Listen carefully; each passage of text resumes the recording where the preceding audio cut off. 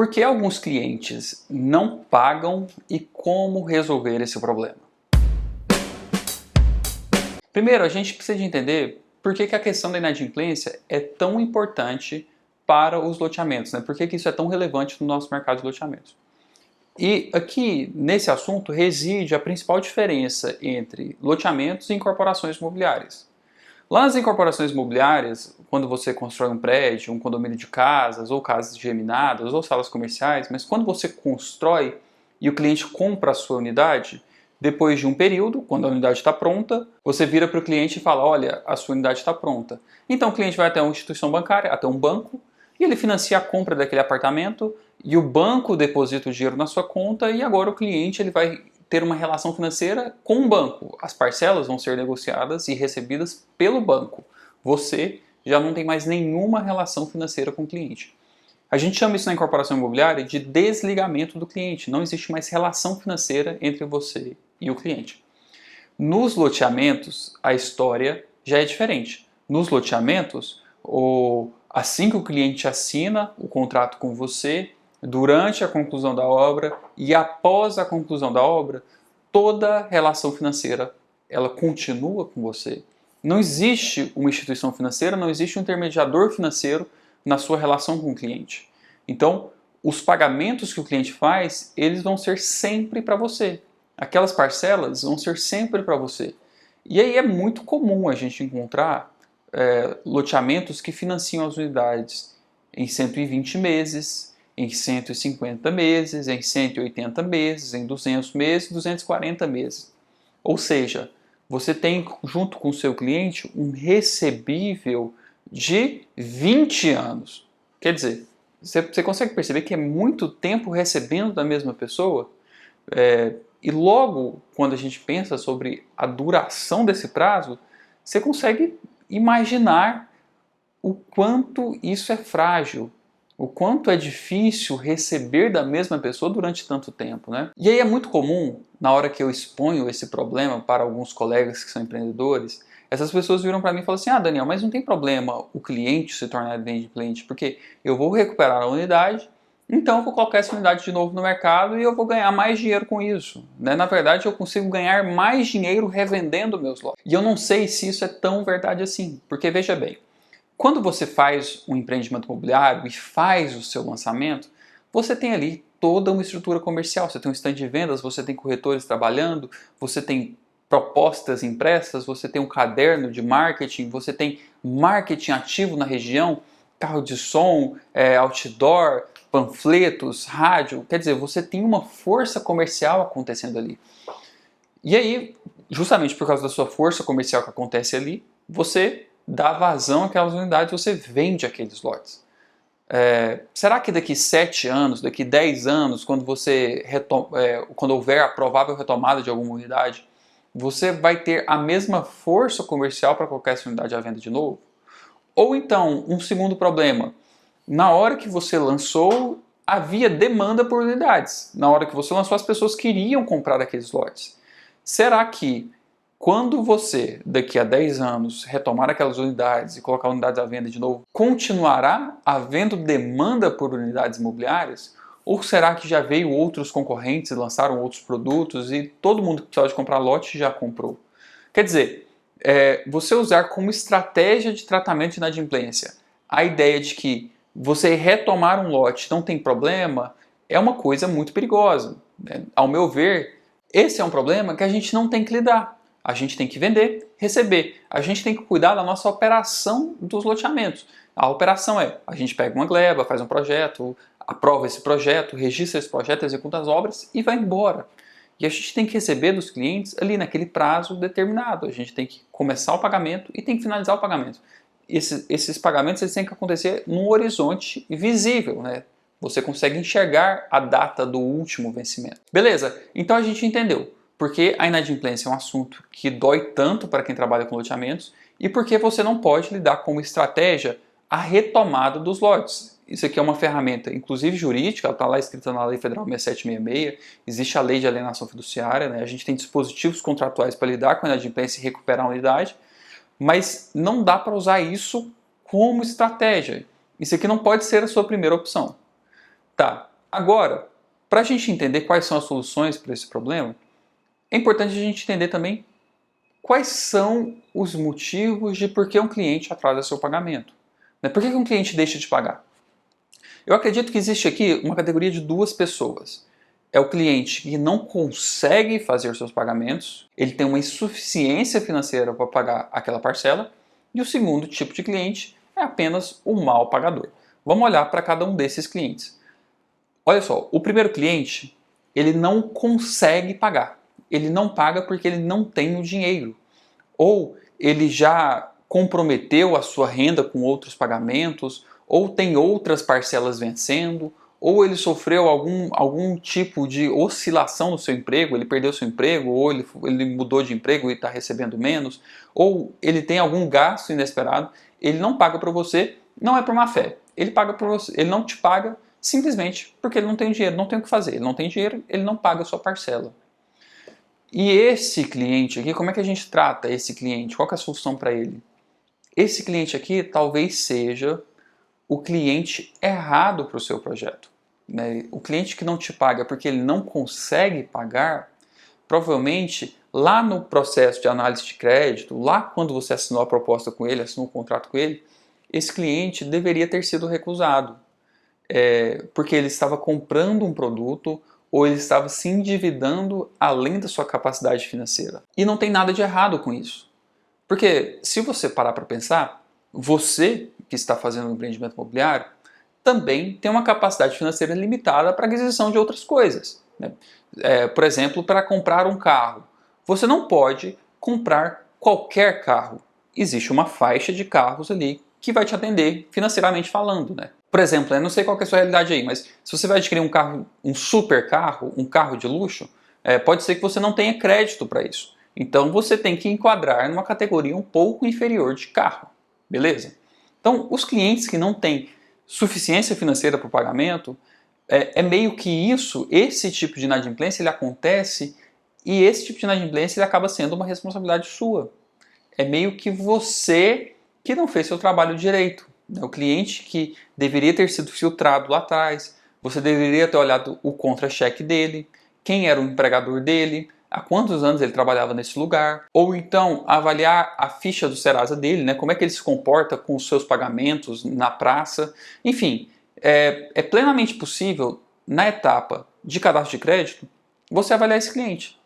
É só você olhar para os bancos. Olha como é que os bancos oferecem financiamento imobiliário.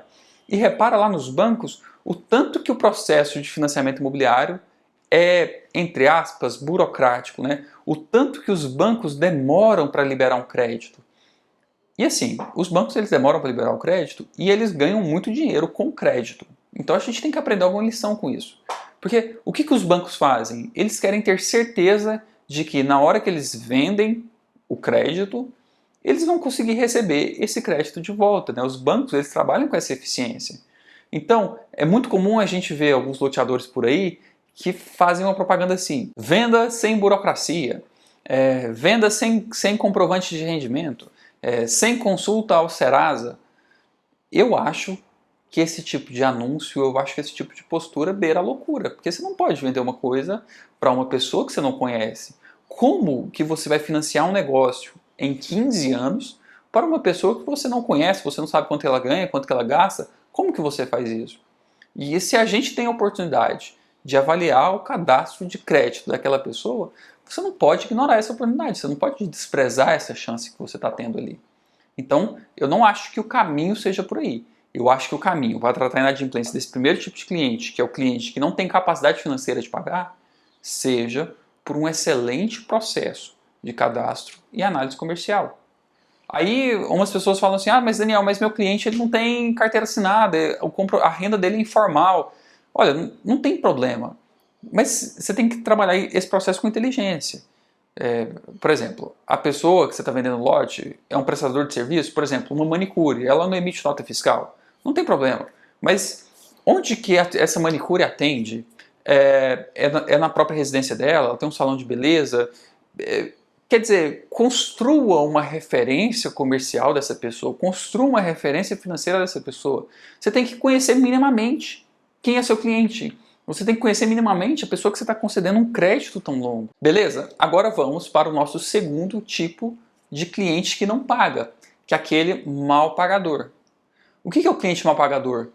É aquele que atrasa suas parcelas e assim, ele atrasa porque ele está na correria do dia a dia, ou ele atrasa porque ele viajou, ou ele atrasa porque não viu o boleto, ou ele atrasa porque o recebimento que ele tinha para acontecer naquele dia não aconteceu, mas acontece no dia seguinte. É um cliente que ele é simplesmente um mal pagador. Ou seja, esse cliente não paga porque aconteceu algum evento ali na véspera ou durante o pagamento, não é porque ele não tem a capacidade financeira.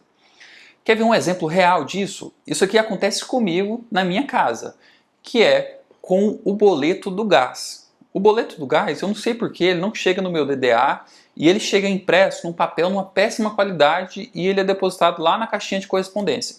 Então toda vez eu tenho que descer lá na caixinha de correspondência, pego o boleto e o código de barra não lê pelo meu celular. Eu abro meu celular e ali na câmera que lê o código de barras, a câmera não consegue ler o código de barra por causa do tipo de impressão, é uma impressão muito ruim. Então toda vez que eu vou pagar o boleto do gás da minha casa, eu preciso de entrar no banco e eu tenho que digitar manualmente o código de barras. Então isso meio que força eu não fazer esse pagamento no elevador. Porque se eu pudesse fazer esse pagamento no elevador, entre o percurso da caixinha de correspondência até o meu apartamento, eu pegaria ali meu celular, abriria o aplicativo do banco, escanearia o código de barras e faria o pagamento ali naquela hora mesmo, e eu nunca me tornaria inadimplente com um boleto desse. Sei lá, 20 reais, 30 reais, nem sei, é baratinho, né? Tá, mas como eu preciso de fazer o processo manual, eu acabo deixando isso para depois. Eu coloco ali em cima da mesa, vou fazer outra coisa, e o tempo passa um vento, o boleto some, e a hora que eu vejo, eu me torno inadimplente com o boleto do gás. É porque eu não tenho capacidade financeira de pagamento? Não. É porque, nesse caso, nesse boleto, eu fui um mal pagador. Eu não paguei. Eu tinha o dinheiro, não aconteceu nada, e eu simplesmente não paguei. Veja então, se a companhia de gás quer resolver o problema de inadimplência dela, a medida mais fácil que ela poderia fazer é melhorar a qualidade de impressão do código de barras. Se ela tivesse um código de barras legível pela câmera do celular, eu estaria pagando aquilo ali imediatamente. E eu aposto com você que não sou só eu nessa situação. Eu aposto que tem muita gente, ou no prédio mesmo, ou em outros prédios, que não pagam no elevador simplesmente porque o aplicativo do banco não lê o código de barras automaticamente. Então, esse é um tipo de medida que a gente faz para prevenir a inadimplência do segundo grupo, dos mal pagadores. Né? É melhorar, é facilitar o ato de pagar. Por exemplo, né, nesse caso da companhia de gás, imprimir um boleto num papel de uma qualidade melhor. No seu caso de loteamento, é você lembrar do vencimento alguns dias antes. Ou então, assim que o cliente atrasa o pagamento, no dia seguinte ele precisa ser lembrado que o pagamento não aconteceu. É você tratar esse problema proativamente. Não esperar esse problema virar um atraso de 30 dias, 60 dias. Né? Pode ser que o cliente não pagou simplesmente porque ele se esqueceu do vencimento. Então imagina, 2 dias antes do vencimento, você manda para ele um SMS. Com um texto simples, você fala assim, olha cliente, vence daqui 2 dias o boleto da sua unidade aqui do empreendimento residencial tal. Caso você já tenha pago, por favor, desconsidere essa mensagem. Beleza, um aviso simples. Ou então, se o seu sistema aí permite, você coloca um envio automático do boleto. A segunda via do boleto vai para o e-mail do cliente automaticamente. Então ali, na véspera do lançamento, 2 dias antes, você envia o boleto para ele. Olha, para sua comodidade, estamos enviando em anexo a segunda via do boleto. Caso ele já tenha sido pago, por favor, desconsidere essa mensagem. Beleza, você enviou para o cliente. Você fez a sua parte. Você não precisa de aguardar o cliente lembrar do pagamento. Não, você age proativamente. E aí, vamos supor que por algum motivo o cliente não pagou. Ele esqueceu, ele atrasou. No dia seguinte, você tem que entrar em contato com o cliente. Seja por WhatsApp, SMS, e-mail, ligação. Entre em contato com o cliente e fala, oi cliente, tudo bem? Olha, o nosso sistema está apontando aqui que parece que ainda não foi pago aquela parcela. Aconteceu alguma coisa? Você quer que a gente gere um novo boleto? Eu posso te ajudar com alguma coisa? E o cliente vai falar assim, eu esqueci, manda o boleto agora, me envia aqui no WhatsApp que eu já vou fazer o pagamento. Quer dizer, você já resolveu o problema. Porque esse caso específico de cliente, ele não atrasou porque ele não tinha o dinheiro. Ele tem o dinheiro e ele não pagou por algum motivo, algum evento, um esquecimento, aconteceu alguma coisinha ali e você ajusta logo isso. Então, eu acredito que o primeiro caso dos clientes, que são aqueles que não têm capacidade financeira, o seu trabalho é filtrar esses clientes e não vender para essas pessoas. Você tem que ter uma atividade, você tem que ter um processo de cadastro e análise de crédito bem feito para evitar esse tipo de cliente. E nesse segundo grupo de clientes, que são os mal pagadores, aqui você precisa de tratar com proatividade esses clientes. Como você pode evitar que um pagamento não seja feito? E aí, se ainda assim esses dois clientes, esses dois grupos aconteceram, a inadimplência cresceu, virou aquela bola de neve e você entendeu que o cliente não vai conseguir recuperar seus pagamentos, então está na hora de você partir para aqueles dispositivos legais. Você vai trabalhar lá com a Lei Federal 6766, você vai, se você tiver no seu contrato, trabalhar com a alienação fiduciária, num processo extrajudicial, mas você vai então recuperar essa unidade, colocar essa unidade à venda de novo no mercado e iniciar uma nova relação financeira. Mas você observa que essa estratégia de então recuperar a unidade, colocar ela à venda, tem que ser a sua última opção. Ela é uma carta na manga, mas não é uma coisa que você parte para ela. Não, ela é a última opção.